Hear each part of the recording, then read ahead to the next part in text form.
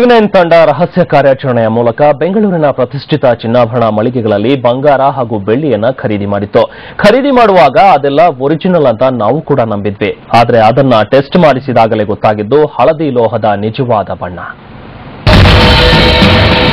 ಬಂಗಾರದ ಬೇಟೆಯಲ್ಲಿ ತೊಡಗಿದ್ದ ನಮ್ಮ ತಂಡ ಮಲ್ಲೇಶ್ವರಂನ ಸಂಪಿಗೆ ಜ್ಯುವೆಲ್ಲರ್ಸ್ಗೂ ಭೇಟಿ ನೀಡಿತ್ತು.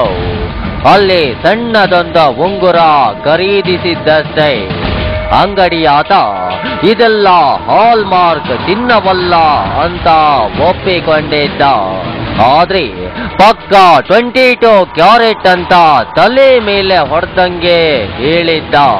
ಇದೇ ಅಂಗಡಿಯಲ್ಲೇ ಥಳ ಹೊಳೆಯುತ್ತಿದ್ದ ಬೆಳ್ಳಿಯನ್ನ ಖರೀದಿಸಿ ಹಣ ಕೊಟ್ಟು ಬಿಲ್ ಕೇಳಿದಾಗ್ಲೇ ಅಂಗಡಿಯವನ ನಿಜವಾದ ಬಣ್ಣ ಬಯಲಾಗಿದ್ದು. ಕ್ಯಾರೆಟ್ ಹಂಗೆ ಬರೆಯೋಕ್ಕಾಗಲ್ಲ ಸರ್. 22 ಕ್ಯಾರೆಟ್ ಕರ್ಸರ್ 20 ಕ್ಯಾರೆಟ್ ಬರುತ್ತೆ ಅಲ್ಲ ಸರ್. ನಮ್ಮ ಮನೇಲಿ ಹೇಳ್ಬೇಕಲ್ಲ ಸರ್. ಅದೇ ಇದೇ ಬಿಲ್ ತೋರಿಸಿ ಅವ್ರು ಹೇಳ್ತಾರಲ್ಲ ಏನಂತ ಬೇರೆ ಬಿಲ್ಲೆಲ್ಲ ಬರ್ಕೊಡ್ತಾರೆ ಅವರು. ಯಾರು ಬರ್ಕೊಡಲ್ಲ. ಸಾತ್ತೇರಿ ಲಕಡಿ ಪಕಡಿ ಜುಮ್ಮ 22 ಕ್ಯಾರೆಟ್ ಇರೋ ಚಿನ್ನವನ್ನ ಮೆಲ್ಟ್ ಮಾಡಿದ್ರೆ 20 ಕ್ಯಾರೆಟ್ ಆಗುತ್ತಂತೆ. ಹೀಗಾಗಿ ಅದನ್ನ ಬರೆದುಕೊಡಲ್ವಂತೆ. ವಿಷಯ ಏನಪ್ಪಾ ಅಂದ್ರೆ ಟಿವಿ9 ತಂಡ ಖರೀದಿ ಮಾಡಿದ ಎಲ್ಲಾ ಕಡೆಯಲ್ಲೋ ಬಿಲ್ ಪಡೆದಿತ್ತು. ಅದು ಒರಿಜಿನಲ್ ಹೌದಾ ಅಲ್ವಾ ಅನ್ನೋ ಬಗ್ಗೆ ಅಂಗಡಿಯವರಿಂದಲೇ ಖಾತ್ರಿ ಮಾಡಿಕೊಂಡಿತ್ತು. ಆದ್ರೆ ನೀವೆಲ್ಲ ಬೆಚ್ಚಿ ಬೀಳುವ ಸಂಗತಿ ಏನಂದ್ರೆ ಆ ಎಲ್ಲಾ ಚಿನ್ನವನ್ನ ಟೆಸ್ಟ್ ಮಾಡಿಸಿದಾಗ ಬಂದ ರಿಸಲ್ಟೇ ಬೇರೆ. ಹೀಗೆ ವಿವಿಧೆಡೆ ಟಿವಿ9 ಖರೀದಿ ಮಾಡಿದ್ದ ಚಿನ್ನಾಭರಣಗಳನ್ನ ಟೆಸ್ಟ್ ಮಾಡಿಸೋ ಪ್ಲಾನ್ ನಮ್ಮದಾಗಿತ್ತು. ಹೀಗಾಗಿ ಒಂದೊಂದು ಅಂಗಡಿಯ ಆಭರಣಕ್ಕೂ ಒಂದೊಂದು ಕೋಡ್ ವರ್ಡ್ ಕೊಡಲಾಯಿತು.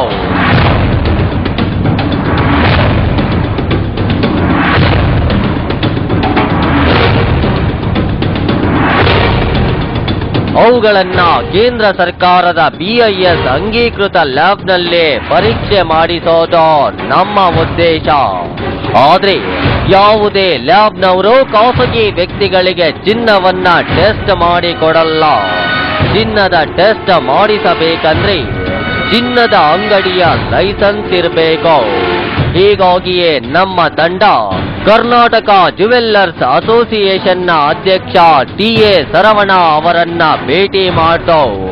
ಅವರ ಒಪ್ಪಿಗೆಯ ಮೇರೆಗೆ ಅವರ ಲೈಸೆನ್ಸ್ ಅಡಿಯಲ್ಲೇ ಚಿನ್ನ ಹಾಗೂ ಬೆಳ್ಳಿಯ ಆಭರಣಗಳನ್ನ ಅರ್ಧಕ್ಕೆ ಕಟ್ ಮಾಡಿ ಪರೀಕ್ಷೆಗೆ ಕೊಡಲಾಯಿತು. ಅದರ ಉಳಿದ ಭಾಗ ನಮ್ಮ ಬಳಿಯಲ್ಲೇ ಇತ್ತು.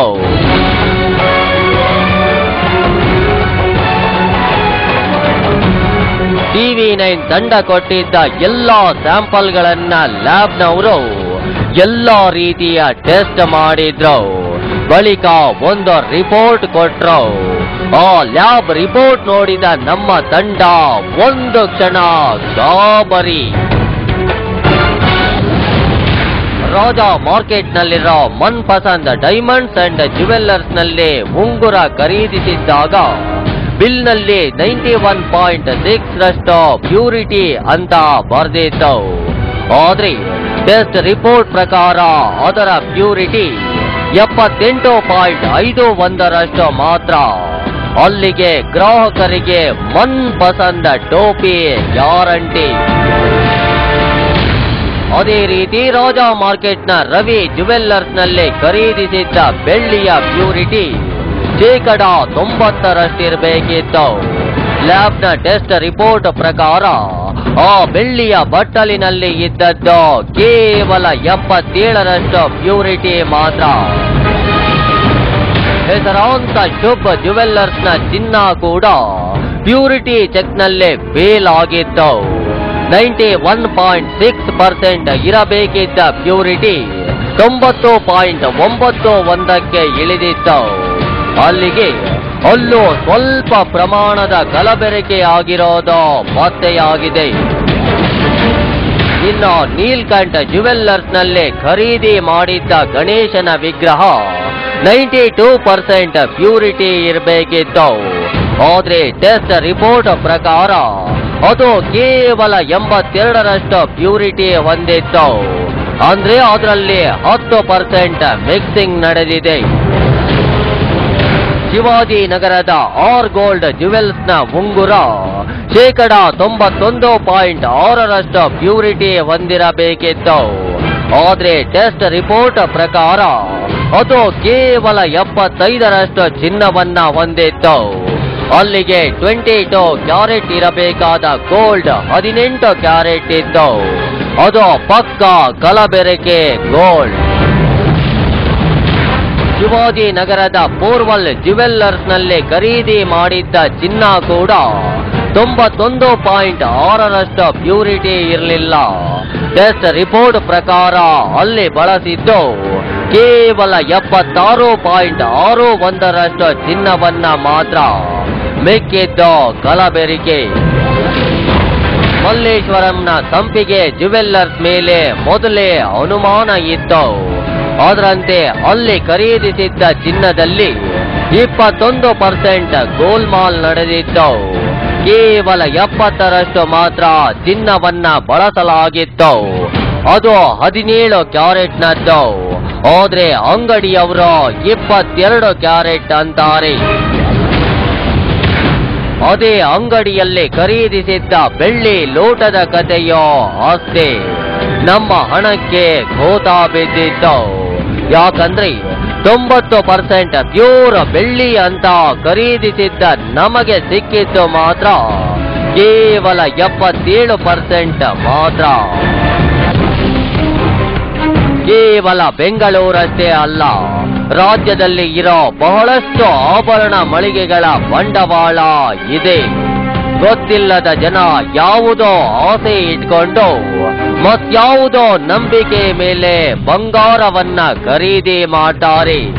ಆದ್ರೆ ಅಸಲಿ ಚಿನ್ನದ ಹೆಸರಲ್ಲಿ ಮಿಕ್ಸಿಂಗ್ ಮಾಫಿಯಾ ಶುರುವಾಗಿದೆ. ಅಮಾಯಕ ಜನ ಚಿನ್ನ ಖರೀದಿಸಿ ಮೋಸ ಹೋಗ್ತಿದ್ದಾರೆ. ಗ್ರಾಹಕರು ಅವರು ಖರೀದಿ ಮಾಡಿದಾಗ ಆ ಹಾಲ್ ಮಾರ್ಕ್ ಮುದ್ರೆ ಇರೋದು ಮತ್ತೆ ಏನು ಇನ್ವಾಯ್ಸ್ ಕೊಡ್ತಾರೆ ಅದನ್ನ 1% ವ್ಯಾಟ್ ಕೊಟ್ಟು ಬಿಲ್ ನ ಖಂಡಿತವಾಗಿ ಪಡಿಬೇಕು. ಬಿಲ್ ತೆಗೆದುಕೊಂಡಾಗ ನೋಡಿ ಕ್ಯಾಶ್ ಬಿಲ್ ಅಂತ ಇರುತ್ತೆ, ಇದು ಕ್ಯಾಶ್ ಬಿಲ್ ಅಂತ ಇರುತ್ತೆ. ಈಗ ಕೆಲವು ಟೈಮಲ್ಲಿ ಏನಾಗುತ್ತೆ ಇನ್ವಾಯ್ಸ್ ಅಂತ ಇರುತ್ತೆ. ಇಲ್ಲಾಂದ್ರೆ ಕೆಲವರು ಎಸ್ಟಿಮೇಟ್ ಅಂತ ಬರೆದಿರ್ತಾರೆ.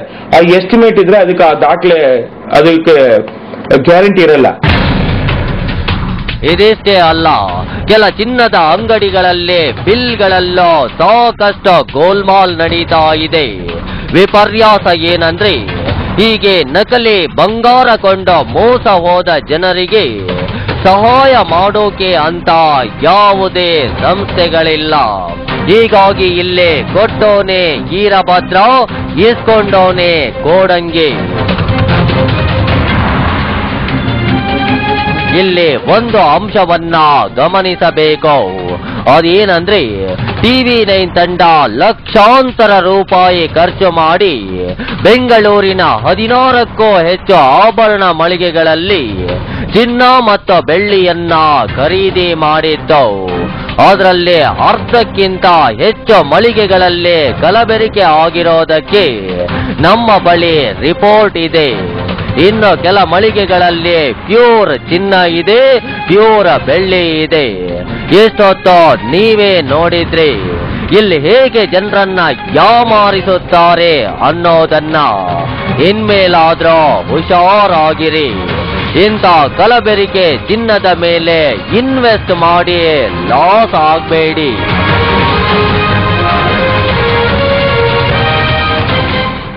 ನಾವು ತೋರಿಸಿದಂತಹ ಈ ಒಂದು ಆಭರಣ ಮಳಿಗೆಗಳಲ್ಲಿ ಕೊಂಡ್ಕೊಂಡಂತಹ ಚಿನ್ನ ಪ್ಯೂರಿಟಿ ಟೆಸ್ಟ್ನಲ್ಲಿ ಫೇಲ್ ಆಗಿದೆ. ಹಾಗಾದ್ರೆ ಯಾವ ಚಿನ್ನದ ಅಂಗಡಿಗಳಲ್ಲಿ ನೀವು ಚಿನ್ನವನ್ನ ಖರೀದಿಸಿದ್ರೆ ಸೇಫ್ ಆಗಿರ್ತೀರಾ? ಯಾವ ಚಿನ್ನದ ಅಂಗಡಿಯಲ್ಲಿ ಖರೀದಿಸಿದಂತಹ ಆಭರಣಗಳು ರಿಯಾಲಿಟಿ ಚೆಕ್ನಲ್ಲಿ ಪಾಸ್ ಆಗಿವೆ ಅದನ್ನ ಕೂಡ ತೋರಿಸ್ತೀವಿ. ಹಾಗೆ ನಮ್ಮ ಜೊತೆಗೆ ಕೆಲವರು ಅತಿಥಿಗಳು ಕೂಡ ಇರ್ತಾರೆ, ಅವ್ರ ಜೊತೆಗೂ ಕೂಡ ಮಾತಾಡೋಣ. ಬ್ರೇಕ್ ನಂತರ